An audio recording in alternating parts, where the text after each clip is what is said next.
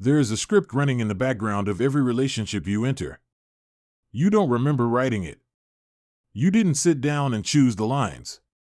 But it's there, whispering, reacting, judging, fleeing, clinging.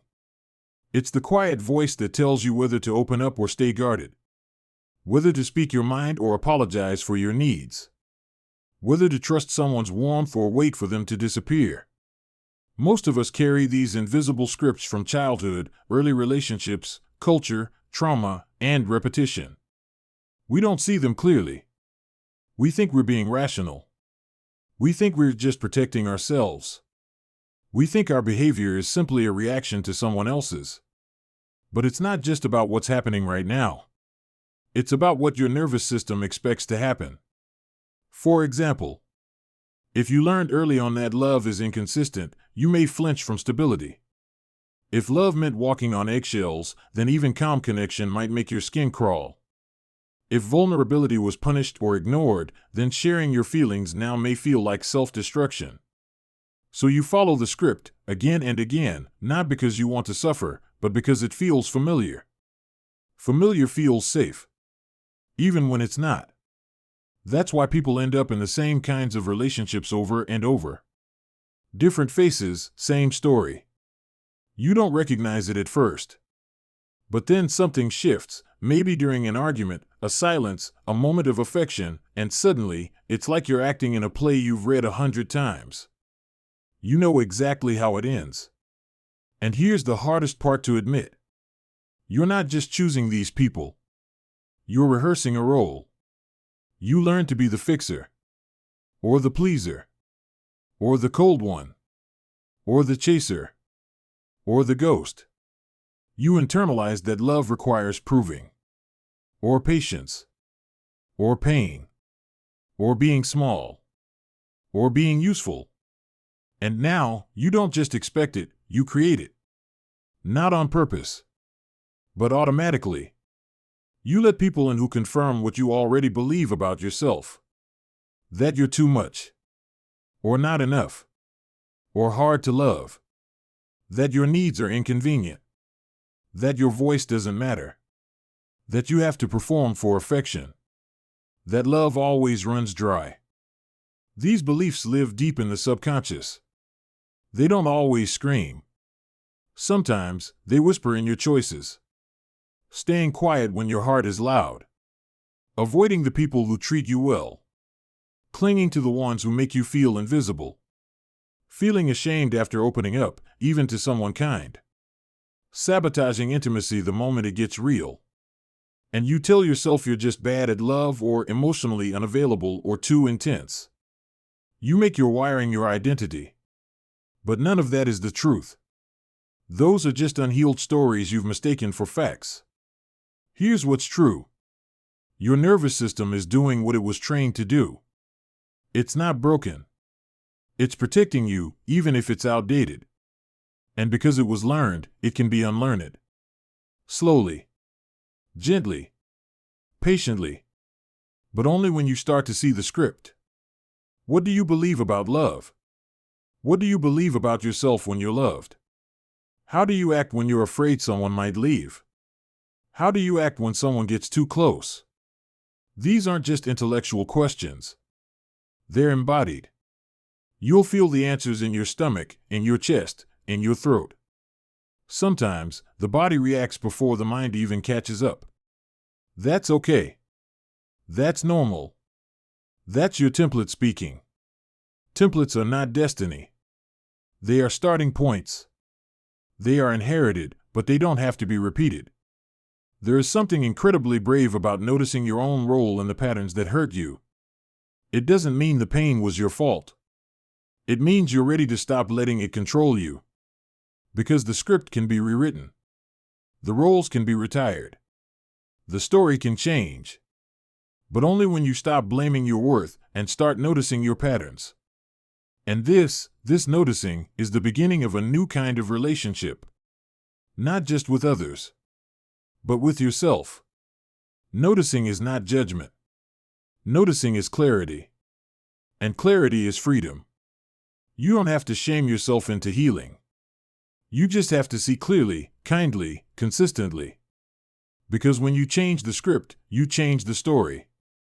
And when you change the story, you change your life.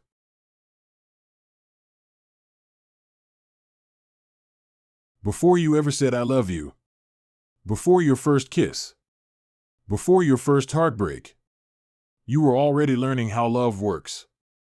Not in words, in feelings. In the way your cries were answered, or not. In how your parents looked at you. In whether you were held when you were scared, or left to figure it out alone. In whether love was predictable, or something you had to earn. These early emotional experiences didn't just shape your childhood. They wrote your relationship blueprint. And here's the thing. That blueprint doesn't disappear when you grow up. It becomes your definition of normal. And normal becomes safe, even if it hurts. This is where attachment theory begins. Not as a label, but as a lens, to help you understand what feels like chaos. There are 4 basic attachment styles. Secure, anxious, avoidant, and disorganized. And while no person fits neatly into a box, these styles reflect deep emotional patterns, many of which operate without your awareness. The securely attached. If you had caregivers who were warm, consistent, and emotionally attuned, you probably developed a sense that love is reliable. That your needs matter. You trust easily. You communicate openly. You're not afraid of closeness. You know how to give and receive love without losing yourself. But for many people, this isn't the story. And that's where things get more complicated. The anxiously attached. If love came in waves, warm one minute, cold the next. You may have become hyper-aware of the people you care about. You check your phone constantly.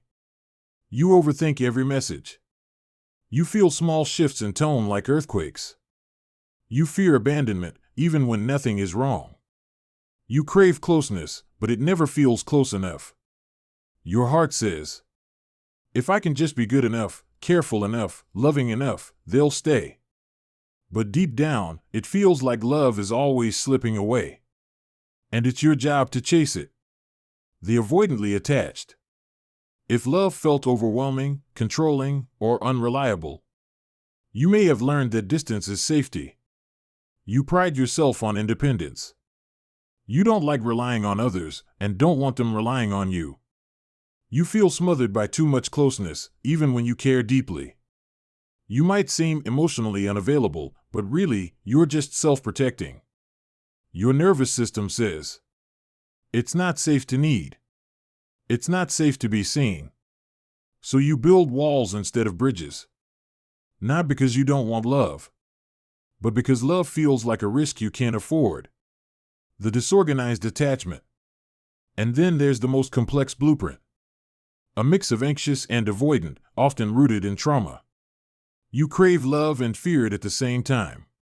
You might chase someone, then push them away the moment they get close. You might open up, then panic when they actually see you. You're torn between wanting connection and wanting escape. The very thing you long for feels unbearable. Because somewhere along the way, love became confusing.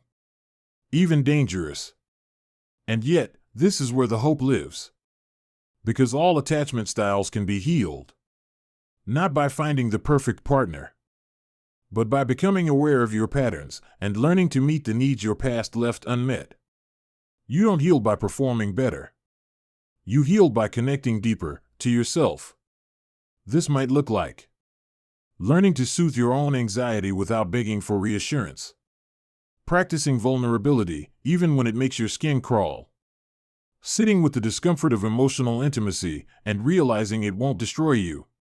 Letting someone love you without testing them every 5 minutes. Learning that love doesn't mean losing yourself. Learning that space doesn't mean rejection. It's slow. It's messy. It's uncomfortable. But it's possible. And the truth is, your attachment style isn't your fault. It's your nervous system doing its best to survive what it once went through. But survival isn't the same as living. And you're allowed to grow beyond it. Because the love you long for isn't found in chasing others.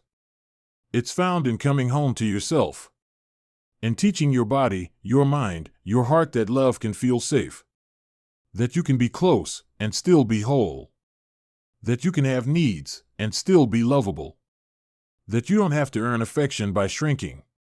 You were never too much. You just needed someone to stay. And now you get to be that someone. For yourself.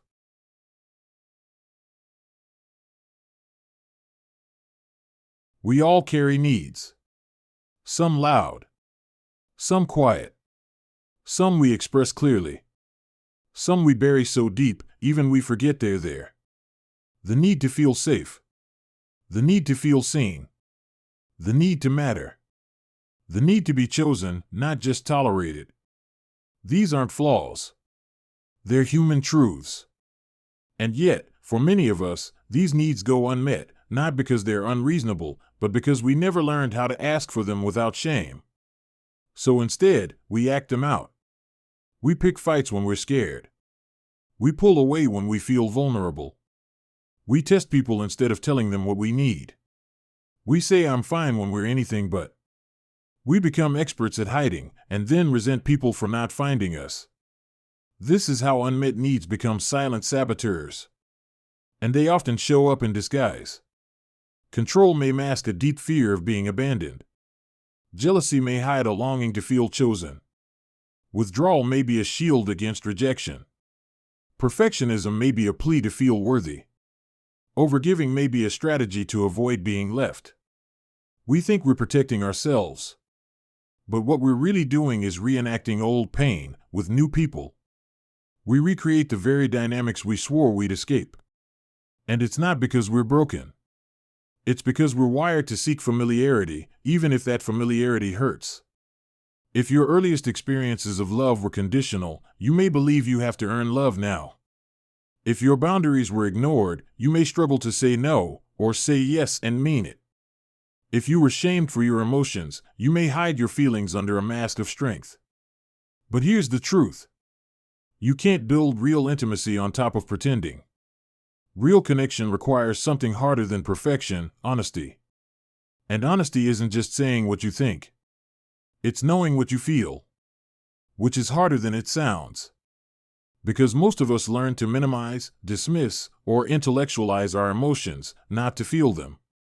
We say, I don't want anything serious, when what we really mean is, I'm afraid of being hurt again. We say, I just need space, when what we mean is, I don't feel safe being fully seen. We say it's not a big deal when it is. We've learned to speak in half-truths. But half-truths build half-relationships. And the cost is heavy. Because unmet needs don't just disappear, they leak out. In tone. In timing. In tension. In arguments that make no sense until you realize they're not about what just happened, they're about everything that's never been said. So what do? We slow down. We ask better questions. We listen beneath the surface to what the fear is trying to protect. We learn to sit with discomfort without numbing it, blaming it, or running from it.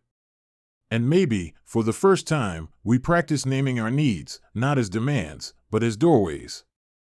Doorways to real connection. To intimacy that doesn't require guessing games.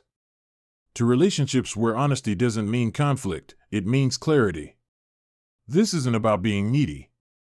It's about being known. Because you deserve more than being tolerated. You deserve to feel chosen. Supported. Loved for who you really are, not just a version of you that makes others comfortable. But first, you have to believe that. You have to believe that your needs are valid.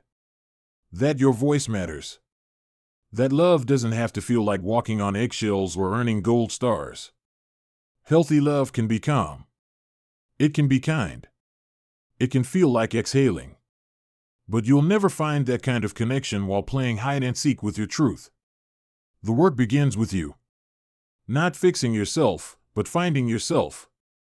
And choosing to show up as that version, unapologetically. Because the right people won't run from your needs.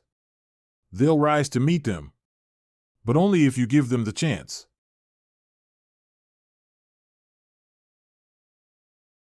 Have you ever looked back at a relationship, maybe one that ended badly, and thought, how did I end up here again? Different face, different story, same feeling in your chest, same ache when it falls apart. It's not an accident, because relationships aren't just who we choose. They're what we recreate, unconsciously, automatically, until we realize what's happening. There's a quiet truth behind every pattern. We are drawn to what feels familiar, not necessarily what feels good. We return to the same kind of people. We play the same roles. We feel the same hurts. Over and over. Not because we're weak, but because our nervous system learned early on. This is love. Even if it wasn't. If you grew up around unpredictability, chaos might feel like chemistry. If love was conditional, approval might feel like safety. If you were ignored, someone's silence might feel like home, even as it hurts. And if you're not aware of the script, you'll keep playing the part. That's how the loop continues. You meet someone. It starts beautifully. You fall into old dynamics, slowly, then all at once. You ignore the little red flags because they feel so familiar. You try to fix the relationship like you once tried to fix yourself for love. You give too much, ask too little, stay too long. And then it ends. You promise yourself, next time will be different. But next time, you pick someone who speaks the same emotional language. And it begins again. The good news? You can leave the loop. Not overnight. Not perfectly. But gradually, with awareness and a decision.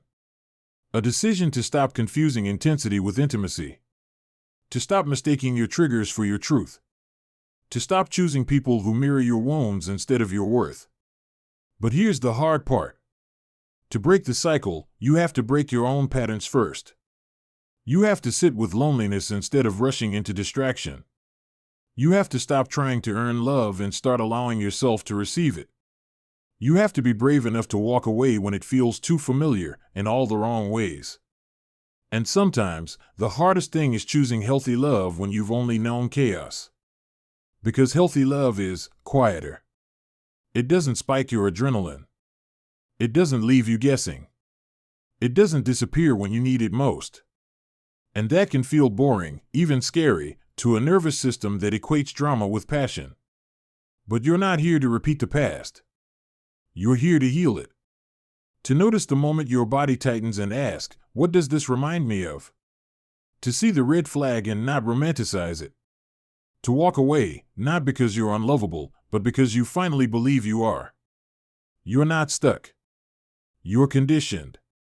And what was learned can be unlearned. It starts with looking inward.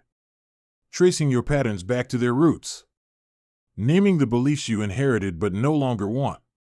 And choosing differently even when it's hard. Especially then.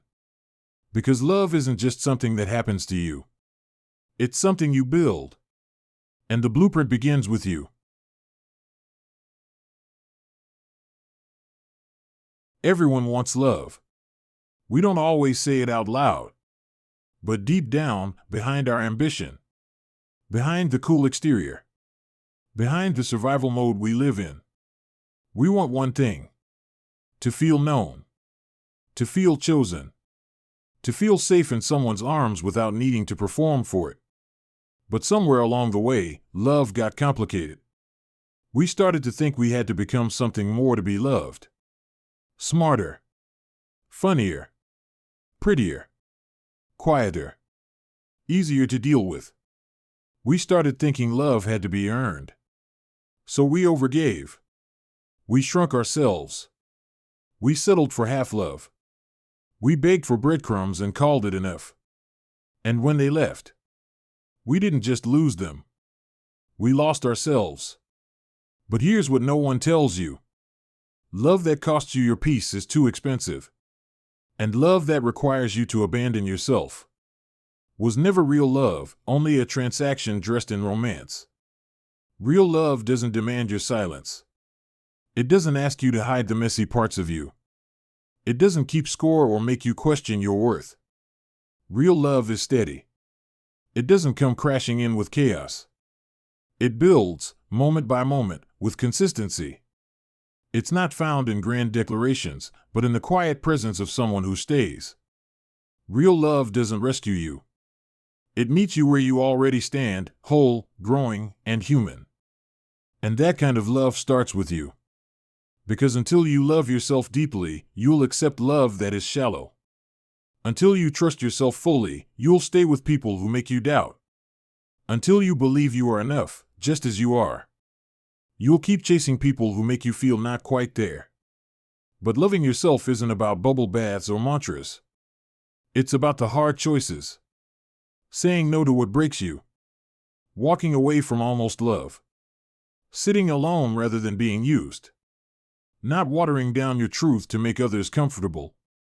Loving yourself is a rebellion in a world that profits from your insecurity. And once you learn it, really learn it, you stop begging. You stop chasing. You stop mistaking attention for affection. And you realize you don't have to be chosen by someone else to be valuable. You don't have to wait for someone to see you before you decide you're worth seeing. Because love isn't something you get when you're perfect. It's something you deserve because you exist. And yes, people will come and go. Yes, you'll still get hurt sometimes. That's part of living with an open heart. But this time, the pain won't destroy you. Because you'll know who you are. You'll know what you stand for. You'll know that love was never meant to be your cage. It was meant to be your home. So if you're tired, not just in your body, but in your soul, rest. Let the healing happen quietly. You don't have to rush to move on. You don't have to fix yourself to be worthy. You don't have to explain your heartbreak to anyone. You are not broken, you are becoming. And one day, without warning, you'll wake up and realize you're not chasing anymore. You're not doubting anymore. You're not settling anymore. You're whole. You're home. You're ready. And when love finds you again, real love, calm love, lasting love, you'll recognize it. Because it won't feel like anxiety. It will feel like breathing.